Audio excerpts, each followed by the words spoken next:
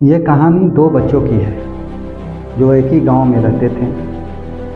एक 10 वर्ष का, दूसरा 6 वर्ष का। दोनों साथ साथ खेलते थे, एक ही साथ रहते थे, कहीं भी जाना होता है एक ही साथ करते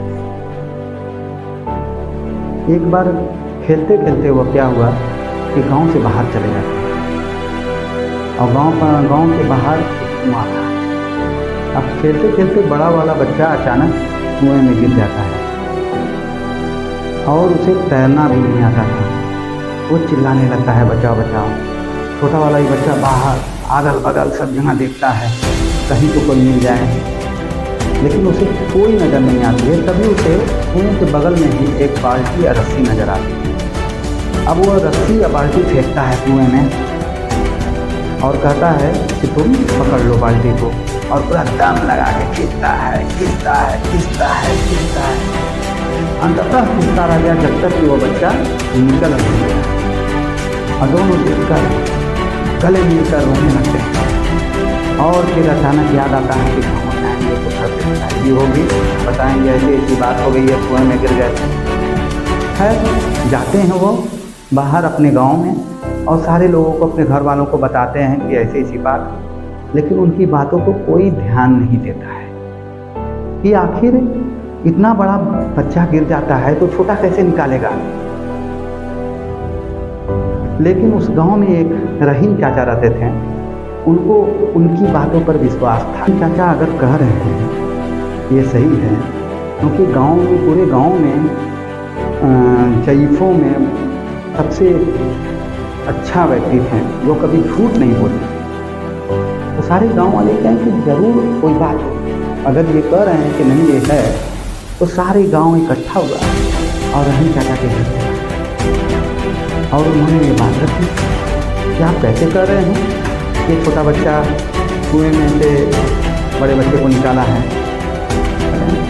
कैसे आपको विश्वास है? कहा अरे बच्चा तो कह तो रहा है कि बगल में रस्सी थी, बाल्टी को मैंने कुएं में फेंका और उससे कहा कि पकड़ लो बाल्टी को, और मैंने खींच कर निकाल दिया। सारे गांव वाले उस जयीफ रहीम चाचा का चेहरा देखने लगे। रहीम चाचा ने कुछ देर बाद बताया कि सवाल ये नहीं है कि ये कैसे कर पाया, सवाल ये है कि यह क्यों कर पाया, आखिर इसके अंदर इतनी ताकत कहाँ से आ गई, क्योंकि उसके दूर दूर तक कोई ये करने वाला नहीं था नहीं कर। यहाँ तक कि वह खुद भी सिर्फ इसका एक जवाब यह है कि उस वक्त जब बच्चे ने यह किया तो उसको रोकने वाला कोई नहीं था, दूर दूर तक कोई नहीं था कि यह काम तुम नहीं कर सकते हो। अब सवाल ये होता है कि अगर आपको भी कहीं पर कोई ऐसा काम करना हो और आपको आवाज़ें न सुनाई देती, इसकी रोकने वालों की, यानी हम तक खुद की, तो क्या होगा? आप निश्चित आगे बढ़ेंगे। आपको बढ़ने से कोई नहीं रोक सकता है, कोई नहीं।